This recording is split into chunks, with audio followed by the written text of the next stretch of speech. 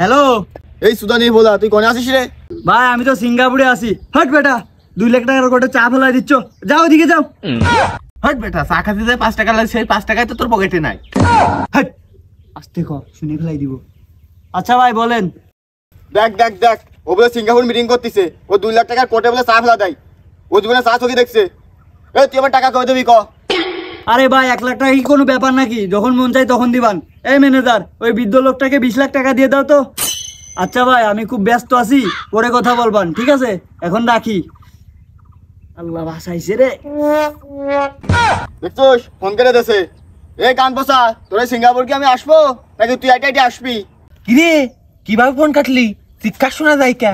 কিরে, ফোনের আবার কি হইলো? ফোনের কল কেটে দিলাম, তারপরে কথা শোনা যাচ্ছে। এই যে এবার বন্ধ করে দিছি, এবার আর কথা শোনা যাইতো না। আরে মোবাইলে কিছু হয় নেই, তোর জীবনে আজকে 12টা বাজাই দেবো। তুই ওখান থেকে উঠে আয়। কিরে, ফোনের আবার কি হইলো? ফোন বন্ধ করে দিলাম, তারপরে কথা শোনা যাচ্ছে। ও ভাই ভাই ভাই ভাই